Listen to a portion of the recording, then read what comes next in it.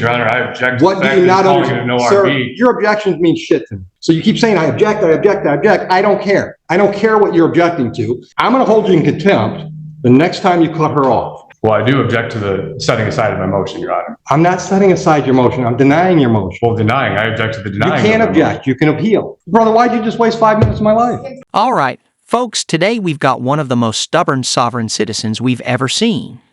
This guy's ego is through the roof, flat out refusing to answer even the simplest questions from Judge Oakley, the best judge on YouTube. But Judge Oakley? He stays calm, sharp, and completely unfazed, shutting this guy down without breaking a sweat.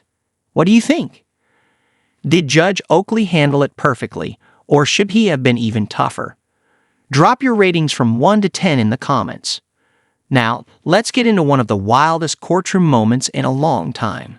You got a motion filed? Yeah, oh, yes, absolutely. I actually had issues to discuss before I crossed. But the court reporter needs to pick you up. Here, you don't have to be at the podium, but at least have a seat at that table where that microphone is. Threats, coercion, and I'm under duress. I'll cross. You're under duress. How are you under duress? Well, Your Honor, as stated in my motion, there's actually a fraudulent order that's since been signed by a judge. I have lawsuits filed on all of this stuff right now, which I know that they received. Hold on, brother. Wait. I'm just asking you to have a seat at the chair where the microphone is. Oh, I understand that. I'll do it. Okay. The front and back is up here. That's fine. Just make sure you're talking to the microphone. Absolutely. Okay. All right, you can sit down. Okay. So I think this is your motion to dismiss, right? Yeah, I have a few in there that I've been repeatedly trying to be dismissed. Which one do you want to start with first? Well, the recent one I filed, the motion to reject swearing in and all that, based off the fact that, like I said, I was sent a default motion that, I don't know how it even got signed on past date, but it was never signed or anything. I was also defaulted out the fact that there was a citation that never even presented a court appearance. Okay, hold on. You're giving me too many issues. You're talking about swearing in, you're talking about a default judgment. Just pick one issue. We're going to deal with them one at a time. So what do you want to deal with first? You want to deal with the default? Well, yeah, the default. Okay, so was that on the civil infraction, failed to disclose the CPL? I suppose that's what it was under, yes. Okay, don't suppose, it's your motion, brother. Tell me what it is. Well, it keeps getting that's the only civil infraction. I have numerous, I have lots of stuff. Hold on, that's the only civil infraction I see with your name on it. So I'm just confirming that we're talking about that charge. Yeah, sure. Okay. So do you know why the default was entered? Did you miss a deadline? Did you I was notified. I was called by people that I know within Huron and the police chief stating that I had a missed appearance date. I never had an appearance date scheduled, but I went back looking at the citation. There was no date, and actually how fast it got issued raises real concerns to me. And then once I received the default in the order. Hold on. Let's take one thing at a time. So you said you never got an appearance date. Correct. Do you have a copy of the ticket? Because I've got a copy. Yeah, I said it's in there. It's attached to my motions. Okay. Do you have a copy of the ticket? I do. Okay. Then I'm going to ask you to look at that copy of the ticket, because my copy of your ticket says contact court for appearance date. It says contact court for appearance date, where it says appearance date on or before. There's nothing. Okay, but it says contact court for appearance date. That means the monkey's on your back to contact us. I will also on the bottom of the tickets, it says if you fail to contact court within the specified amount of time. There was no specified amount of time on here. I had no idea when I was supposed to contact court. I was dealing with trying to get my attorney. Let me ask you this.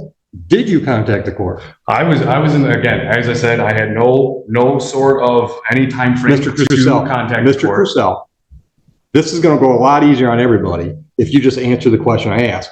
I'm going to give you plenty of chance to give me any argument you want to give. Okay? So don't feel that you have to force your argument into every question I ask. The question was, did you contact the court? Well, Your Honor, I would have contacted the court if I had a specified. That's a yes or no. So I'm going to take that as a no. You didn't contact the court. So after 14 days on a civil infraction, if we don't hear from the defendant, we enter default. It was less than that, actually, when I was defaulted, Your Honor. Less than that from what? From whatever this was issued. And like I said, I was contacting Well, once again, I'm going to draw your attention to the ticket. The problem with sovereign citizens. They love twisting courtroom rules like it's some bad legal drama. It's fake, it's shady, and honestly, that's why so many people, including me, can't stand dealing with them. Just to be clear, I'm not a sovereign citizen, but if I were, I at least show some respect to avoid a contempt charge. They're not the worst people, but if they calmed down and respected the judge, maybe they'd be treated better. Refusing to answer simple questions, that's just ego, and it does nothing to help their case. My ticket, which I think is the same one you got, is dated February 3rd. Correct. Okay, so that's when it was issued, February 3rd. Correct. So when was the default? When did you get notice of a default? Where is that?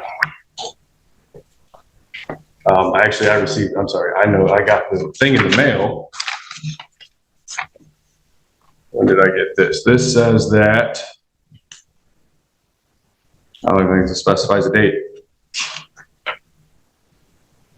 What, did you make a note when you received it? This told me, this said I don't remember exactly what date I received this in the Okay. mail, but this was scheduled for March 8th. Okay. So that was even less than a But what is that that's scheduled? This says it was for my order, the motion affidavit saying that I was defaulted and saying I needed to pay bond and an a warrant would be issued. And I said, Okay. again, that was never. And that's dated what? This was dated 3/8. I needed to appear Okay. on or before 3/8. Okay, so that was March 8th. You were defaulted February 22nd. Okay. Which then, again, there was no dates. I had no nothing. I had no Okay. notice Well, of any well, sort of. Once again, appearance. you're not hearing what I'm telling you. The monkey was on your back. The ticket clearly said you contact us. You never did. And it also specifies right here, if you fail to appear by the date specified, and then on the bottom one, even for the other one, if you fail to answer a citation by date specified, there was no dates. Okay, There was no dates. okay. Do you have anything to add? I do, Your Honor. Go ahead. Mr. Crusoe brought this up when we were in front of the Honorable Judge Martin.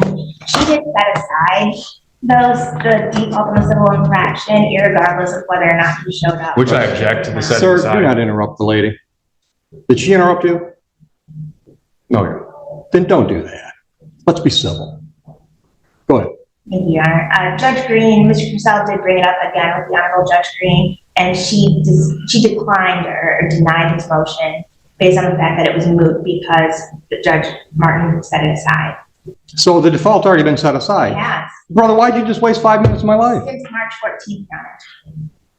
which I object to that because there's. You object to your motion being No, I granted? object to them setting aside my motion. This guy's out here claiming there has to be an injured party for his criminal case. Seriously?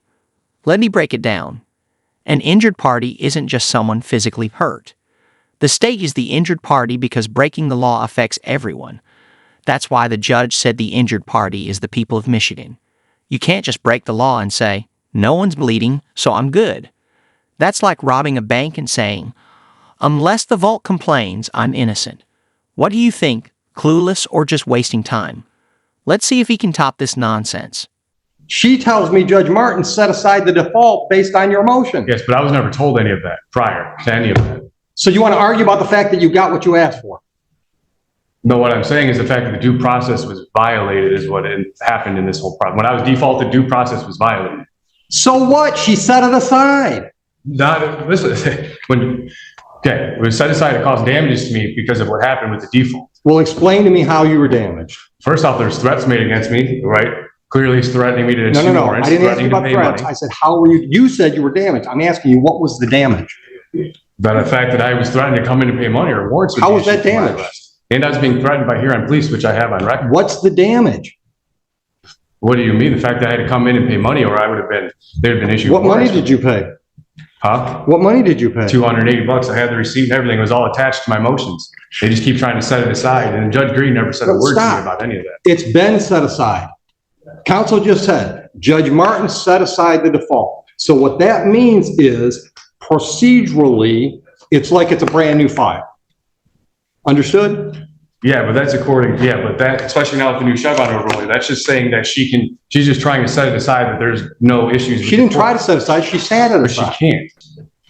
She can't just set my rights aside. She's not setting your rights aside. She set a default aside because you asked her to. Well, so if it's set aside, then the money should be returned, correct? Well, I don't know. Did she address the money? I don't No, think so. she never did. No one did. I Sir. explained in my motions. Sir, I'm going to hold you in contempt the next time you cut her off. This is why I have so much respect for this judge. He handles sovereign citizens perfectly, shutting down their nonsense and calling them out when they try to twist the law. Some of you say he's too harsh, but honestly, I think it's necessary. These guys act like the law doesn't apply to them, and sometimes a firm approach, or even a little sarcasm, is the only way to keep things in check. What do you think? Too harsh or just doing his job? Personally, I think he's spot on. A courtroom isn't a circus. Now, let's dive back in. This guy might be about to rack up another fine. The first contempt's $100. The second contempt's a day in jail. Are we clear on the ground rules for my courtroom? Is that a yes for the Yes, Your record? Honor. Okay.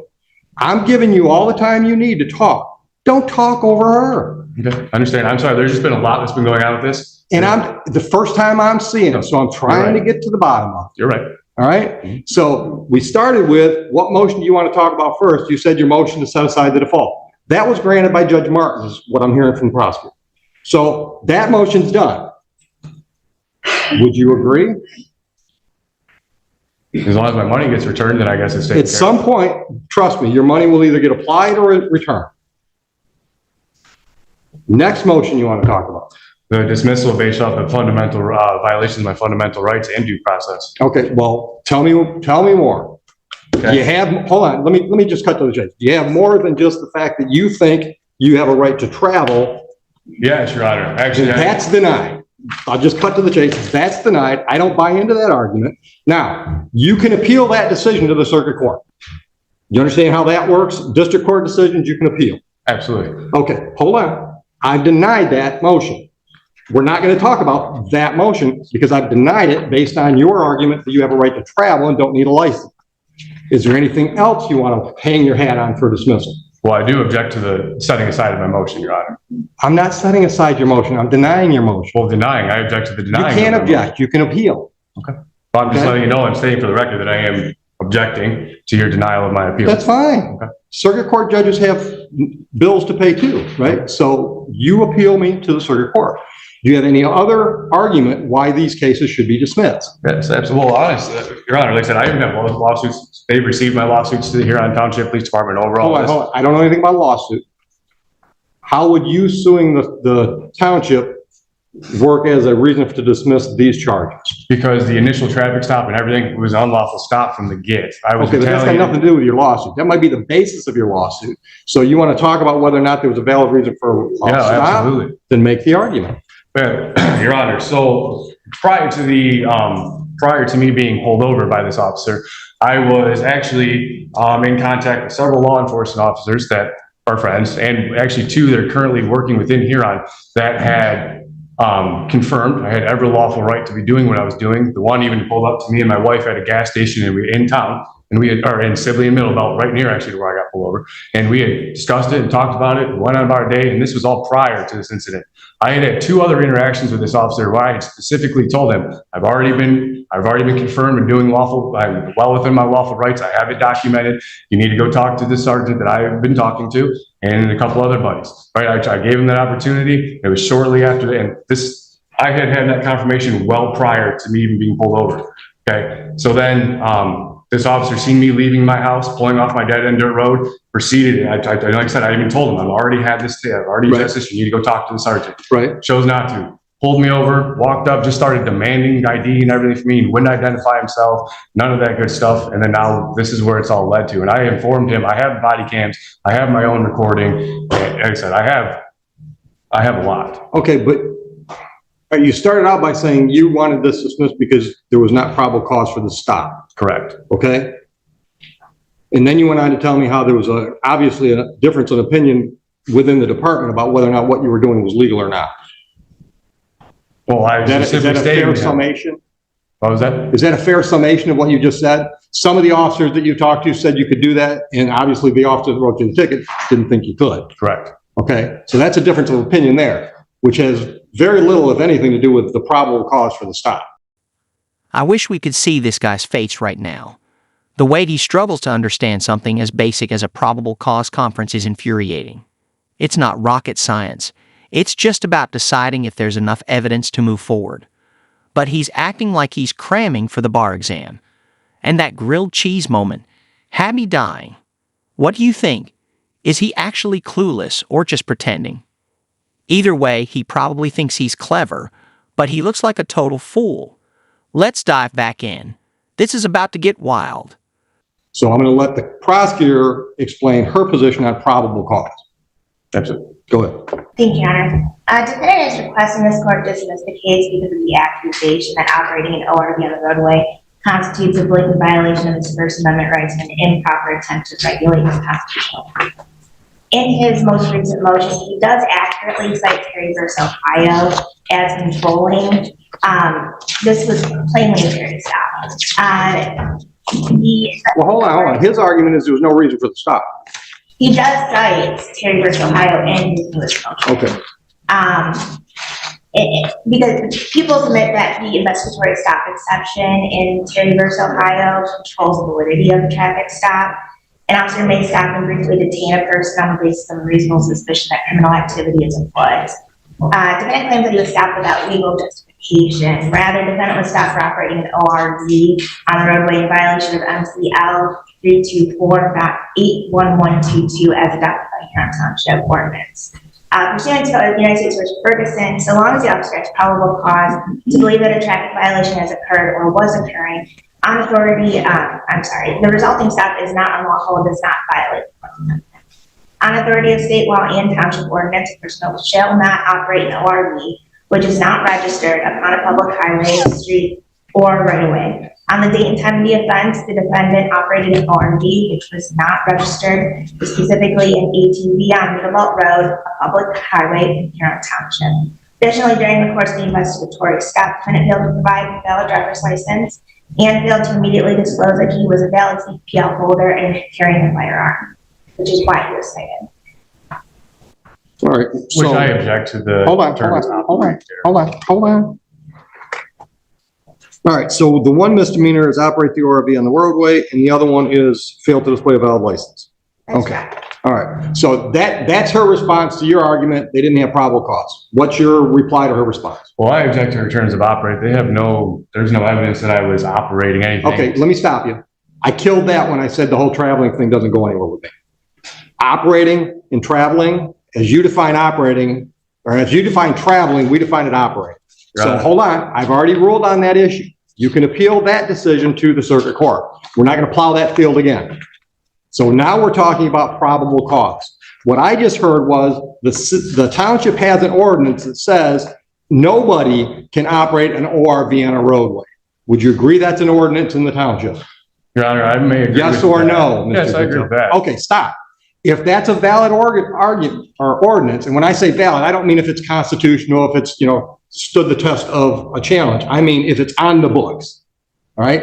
If it's a valid ordinance and the officer sees you doing what that ordinance says you can't do, and he pulls you over, that's plenty of probable cause for the stop. So your motion to dismiss for lack of probable cause is also denied.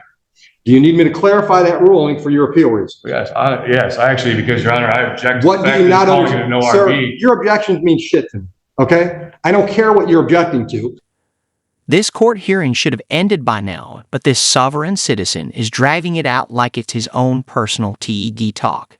He acts like the judge is his free legal advisor, demanding answers to things he should already know.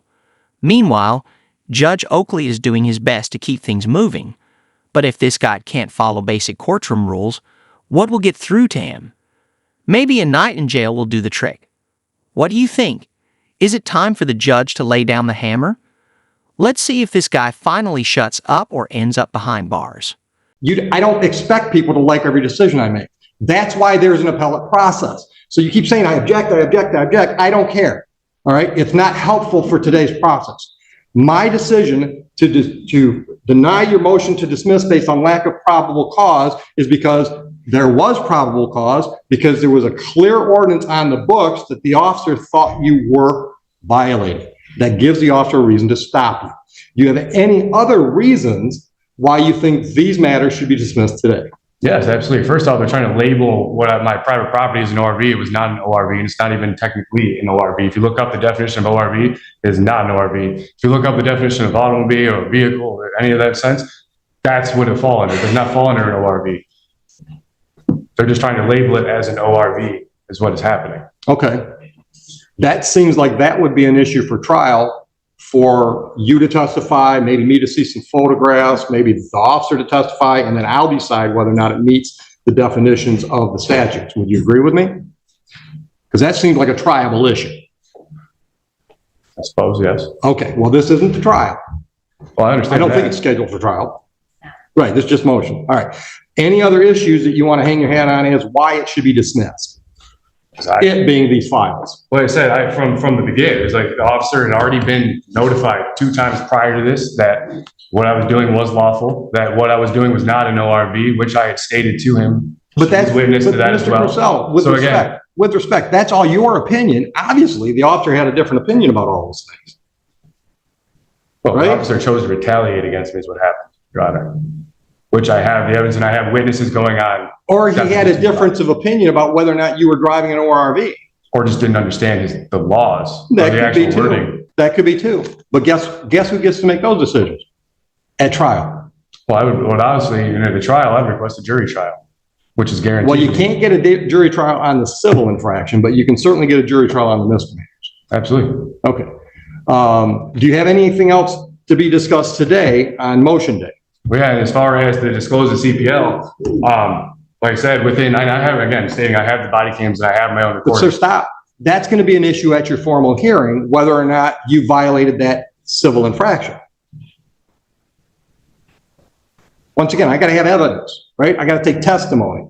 I'm going to hear from you. I'm going to hear from the officer that wrote the ticket. And then I'm going to decide at formal hearing whether or not what you did was reasonable or not reasonable. But today's just motion day. Today's not the trial. No testimony is being taken. Oh, I understand that. Okay. Anything else today? Well, I guess that's no, but like I said, again, for the record, I do object to moving forward. I do object to anything moving forward from this point. File your appeal. No, that's fine. I will. File your appeal. I'm going to. That's fine. Okay. All right. Now, the 200, let's get back to the $280. We'll talk about a jury trial date. Are you going to represent yourself at a jury trial? Yes, Your Honor. Good luck.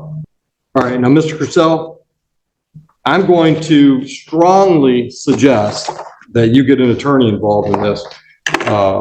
And we've got court-appointed attorneys that will be happy to talk to you from this standpoint.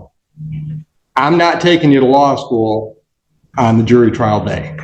I'm going to assume and treat you accordingly that you know the rules of the game. I understand, Your Honor. You don't. Oh, You might say that. You don't understand the rules. I do. Okay? How many jury trials have you had? none, but I have all the evidence. How many jury trials have you had? Your Honor, none, but I have all the evidence. The evidence isn't the rules. There are a lot of procedural rules that will trip you up if you don't know what you're up against, and you don't.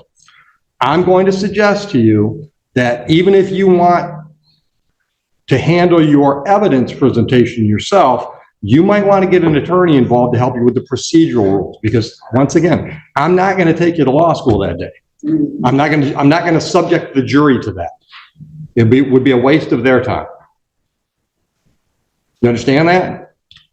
All right. Now, and I'm not trying to talk you out of a jury trial. Believe it or not, I'm trying to save you from yourself right now.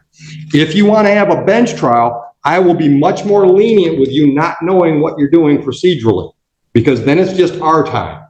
But when it's a jury in here, I'm going to run the most efficient jury trial I can, and that means I'm going to treat you like you're an experienced lawyer and know all the rules. Okay.